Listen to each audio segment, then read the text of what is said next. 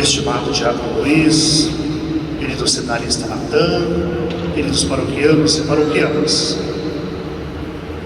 A ressurreição de Jesus é a confirmação da sua pessoa e da sua mensagem pelo Pai.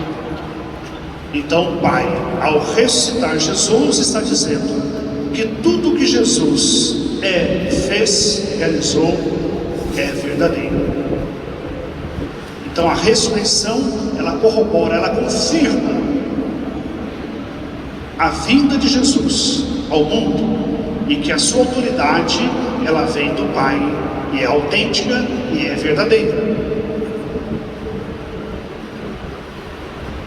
Tantas pessoas ao longo da história tiveram seus projetos, suas ideias, lutaram e morreram por elas. No entanto, nenhuma dessas pessoas ressuscitou. Jesus, pelo contrário, ao ressuscitar da morte, ele a venceu, e também a sua mensagem perpetua através da história.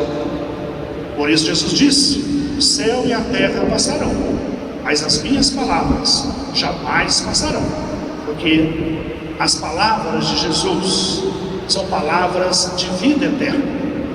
Na verdade, o próprio Jesus, ele é a palavra do Pai que se fez carne. É uma compreensão da Trindade, né? Jesus é o Verbo. Por isso, no Evangelho de João, na sua introdução, no seu prólogo, fala: e o Verbo, o Logos, se fez carne. Então, tudo que Jesus falou, viveu, praticou, é verdadeiro e tem a sua autoridade, sua fonte em Deus, no Pai. O significado da ressurreição. Aí nós temos desenhado, como nós ouvimos ontem, na liturgia da palavra, que o pecado, em certo momento, entrou na vida humana, na história humana, por decisão livre do ser humano. Nós às vezes não compreendemos porque Deus permite o mal, mas uma das explicações é o mistério da liberdade. Enquanto houver liberdade de escolha entre o bem e o mal, em fazer a vontade de Deus ou não, o mal se torna uma realidade. É verdade? Então Deus não interfere continuamente em nossa liberdade, senão ele seria Deus. Então Deus, ao nos criar, ele teve que assumir as consequências também da nossa criação, como no caso dos anjos. Os anjos também foram criados para ser livres. Aí num certo momento, alguns escolheram um caminho diferente, como o caso de Satanás e seus anjos. Então, mesmo as nossas ações más, como a guerra na Ucrânia, tanto a destruição do meio ambiente, Deus não vai ficar toda hora interferindo na história para consertar a nossa irresponsabilidade. Isso, mas Deus já entrou na nossa história de uma forma mais profunda, quer dizer, já estava na história, mas de uma forma contundente, jamais esperada. Deus mesmo veio ao nosso encontro, desceu, renunciou à sua condição divina, sem deixar de ser Deus, assumiu a vida humana, do começo ao fim, sem pecado, porque Jesus está vencendo o nosso pecado. E o pecado é a própria contradição de Deus. O pecado é a negação de Deus. Então Jesus jamais poderia pecar. Mas Jesus, ele foi livre, como Nossa Senhora também foi livre. Maria, ela não disse sim só uma vez. Toda a sua vida foi um contínuo sim, até o pé da cruz. Mesmo depois, a igreja nascente, após a ascensão e a vida do Espírito Santo, Maria continuou com a igreja dando seu sim a Deus. Então Jesus, ele viveu a nossa vida, assumiu em tudo a nossa condição, menos o pecado, mas ele assumiu as consequências do pecado Então o sofrimento de Jesus, ele foi o maior e será o maior da história. Não só pelo modo que ele morreu na cruz, é um modo terrível, mas pode existir outros tipos de mortes muito mais sofridas. Mas, no entanto, Jesus assume a solidão profunda como consequência do pecado de toda a humanidade para redimi-la. Por isso ele reza o salmo. A gente acha que Jesus perdeu a fé, né? Meu Deus, por que abandonaste? Ele está rezando o salmo. O Papa Bento XVI, diante lá do cemitério do Holocausto, lá em Auschwitz, ele falou, né, sobre isso também, sobre o mistério, o silêncio, falou sobre o silêncio de Deus, o silêncio do Pai, é um mistério. Então, aí as pessoas acharam que o Papa Bento XVI tinha perdido a fé, como Jesus na cruz. Não, pelo contrário, é uma confiança total na providência divina, mas que você acolhe, admite como mistério. E o mistério é muito mais para ser adorado, crido, do que entendido. Então Jesus passa pela cruz para nos purificar dos pecados. Ele assume ali todas as consequências dos nossos pecados e de toda a humanidade, do passado, do presente e do futuro. E Jesus, ao passar pela morte, ele está redimindo, transformando, nos dando a vida eterna, porque o pecado, ele tirou a nossa imortalidade. Então Jesus passa pela morte para que nós também sejamos vencedores. E a ressurreição de Jesus é o projeto do Pai realizado plenamente. Quando nós contemplamos, olhamos para Jesus ressuscitado, nós estamos olhando para o ser humano completo. E o ser humano completo é o ser humano ressuscitado, plenificado pelo Espírito Santo. É o ser humano glorificado, transformado na sua corporidade. Então toda a dimensão corporal do ser humano é transformada pelo poder da ressurreição de Jesus. Então o nosso futuro é ser semelhantes a Jesus ressuscitado. E junto com isso é a nossa divinização. Através de Jesus nós participamos da vida divina. Por isso os sacramentos, eles não só realizam o perdão dos pecados, mas também comunicam a nós a vida eterna, a vida divina. Nós somos divinizados do jeito de Deus. Por isso alimentamos da palavra, por isso comungamos da Eucaristia. Nós estamos nos alimentando de Cristo, de Deus. Estamos sendo divinizados. Que cada um de nós um dia possa proclamar com alegria, exultantes, como São Paulo: já não sou eu que vivo, mas é Cristo que vive em mim. Jesus, ao viver a nossa vida, morrer e ressuscitar, também nos deu o poder de vencer as nossas fraquezas e os nossos pecados. Então ninguém pode justificar o pecado ou desistir.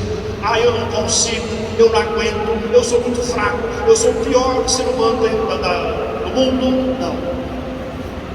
A nossa fragilidade, inclusive os nossos erros, não é motivo de desistência.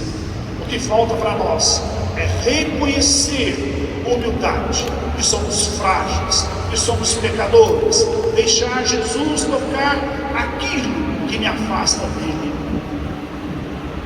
Mas tenho que me abrir para Ele, eu tenho que dar tempo para Ele, eu tenho que ouvir a Sua palavra sem pressa, adorar Jesus na Eucaristia, viver aquilo que a igreja nos propõe, que Deus propõe através da sua igreja. Não é uma invenção humana. Então na igreja contém tudo aquilo que nós precisamos para alcançar a vida eterna e para ser santos. Ah, a igreja está cheia de gente pecadora, todo tipo de pessoas, gente falsa. Mas é lá que nós buscamos a fonte da salvação. Todos nós estamos no mesmo barco. Então é na igreja que eu vou encontrar a fonte de salvação e de santidade, mesmo que o padre não preste, entendeu? Mas a graça de Deus é dada através da igreja. Então é lá que nós buscamos então a fonte de salvação para cada um de nós. Então tudo que existe na igreja é exatamente para realizar isso: a purificação dos pecados e a nossa divinização, para que nós também, quando morrermos, ressuscitarmos pelo poder da ressurreição de Jesus. A nossa ressurreição acontecerá na segunda vinda gloriosa de Cristo, conforme a fé da igreja. Primeiro nós morremos, aí sobra o núcleo da nossa consciência, e não morre a morte, nós chamamos de alma. Então a alma se unirá ao nosso corpo glorioso, e Jesus nos dará no final dos tempos. Por isso na missa nós rezamos pelas almas, não é pelas almas benditas, pelas 13 almas, é pelas almas do purgatório, né? Pelas almas. Então Jesus, a sua ressurreição, ela se manifestou de diversas formas. É algo totalmente novo, que transcende tudo aquilo que já foi visto e que acontecerá na história da humanidade. Às vezes eu mesmo fico vislumbrado no tamanho do universo, imenso, absolutamente grande. No entanto, o Criador é Jesus. O Pai cria mediante a sua palavra, é Jesus. Então tudo orienta para Cristo. Por isso lá no Sírio Pascal está Alfa e Ômega. Jesus é o princípio de tudo. Tudo que existe e continua existindo é por meio de Jesus. Tudo tem uma finalidade crística e tudo caminha para Cristo. Agora, se você não quiser, Deus não vai poder fazer nada. Aí é o mistério novamente da liberdade. É por isso que existe o inferno. Existe o inferno porque existe a liberdade, porque você tem o direito de não querer Deus. Você pode pensar, mas como uma pessoa possa desejar isso, né? Então a ressurreição, ela ultrapassa, transcende a nossa capacidade humana. Por isso que é difícil falar da ressurreição. É um mistério. É um mistério que tem que ser crido, acolhido pela fé. Nós recebemos de Jesus através dos apóstolos, nós cremos. E a história, os santos atestam uma história que é verdadeira. Por isso tantos foram capazes de corajosamente dar a vida por Cristo, porque se apaixonaram por Ele, e tudo se tornou lixo diante do precioso tesouro que é Jesus Cristo. Na manifestação do ressuscitado, Deus usa uma pedagogia, que é a pedagogia dos sinais. O primeiro sinal, o sepulcro vazio, é o primeiro sinal. Foi assim que as mulheres encontraram, o sepulcro vazio. Mas o sepulcro vazio não é suficiente para mostrar que Jesus ressuscitou, porque alguém poderia ter roubado o corpo dele. Aí, o segundo sinal, os anjos afirmaram que Jesus não está ali e que ele ressuscitou.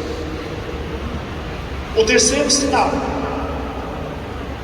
os panos de linhos dobrados da minha parte, é o nosso santo sudário de hoje, e também o sudário de Oviedo, que é o pano que cobriu o rosto de Jesus no sepulcro, e que coincide perfeitamente com o santo sudário.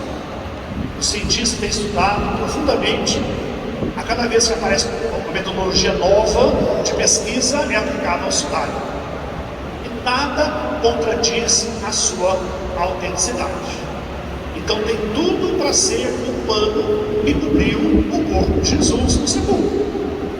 Então esses panos e o sepulcro vazio foram suficientes para que João, o discípulo amado, o único que permaneceu diante da cruz, reconheceu, lembrou das palavras de Jesus e reconheceu que Jesus ressuscitou. E foi exatamente ele, numa pesca milagrosa lá na Galileia, Jesus ressuscitado apareceu na praia, e foi exatamente João, o discípulo amado, que reconheceu Jesus de longe. Está vendo? Então a pessoa, quando está aberta para Deus, quando ela cultiva a fé, ela se torna sensível para captar e perceber os sinais de Deus. Depois dos lençóis, o próprio Jesus aparece. Aparece primeiramente as mulheres. Como eu falei ontem, dentre os apóstolos, aparece primeiro para Pedro, confirmando a sua primazia e o seu ministério. Aparece aos discípulos de Emaús, depois aparece aos apóstolos no cenáculo, e como diz São Paulo, depois a mais de 500 irmãos. Então Jesus mesmo apareceu para estas testemunhas escolhidas por Deus. Jesus não apareceu para Pilatos, Jesus não apareceu para Herodes, Jesus não apareceu para os sumos sacerdotes, somente para testemunhas escolhidas por Deus. E Deus, como eu falei antes, não dá show. A pedagogia de Deus é da humildade, do silêncio. E é através da pequenez, da fraqueza, da humildade, que Deus faz grandes coisas e grandes maravilhas. Nossa Senhora é o nosso maior exemplo disso. E finalmente, buscai as coisas do alto. Como é que nós vivemos neste mundo, neste tempo, a ressurreição de Jesus? É viver o nosso batismo. Por isso se acentua muito a aspersão da água, que é uma recordação, é uma memória, ao mesmo tempo uma renovação da nossa adesão a Cristo. Porque o significado do batismo qual é? A pessoa é imergida na água, depois ela emerge, então ela afunda e sobe. Então é um sinal, é um símbolo da morte e ressurreição de Jesus. Então, morrer com Cristo, mergulha. Ressurge com Cristo, sai da água. Então a nossa vida neste mundo significa morrer para o pecado. Isso não é existência humana. Morrer para o pecado. Então nós temos que fazer o nosso esforço próprio para dizer não ao pecado, à graça de Deus, e crescer na santidade. Morrer para o pecado e nascer para a vida da graça. Então essa é a dinâmica de toda a nossa vida, de todos os sacramentos, e tudo que nós fazemos na igreja é viver essa dinâmica. Por isso o batismo é o primeiro sacramento, nos introduz no mistério pascal de Jesus. E para concluir, nós também passamos pela morte física. Então se nós permanecermos unidos a Cristo, nós também venceremos a morte e ressuscitaremos com Ele. Então, queridos irmãos e irmãs, que Maria Santíssima nos ajude então a viver o nosso batismo. Não importa como o mundo esteja, não importa o tamanho das dificuldades, dos desafios, não importa os pecados que eu já cometi, não importa a minha fragilidade humana. Procuremos a Cristo, dobremos nossos joelhos, renovemos constantemente a nossa fé, a nossa adesão a Ele. Enquanto a sua fé estiver fraca, Senhor, aumente a minha fé. Quando o mundo te oferecer propostas e te atraem, te seduzem, aonde iremos, Senhor? Só Tu tens palavras de vida eterna.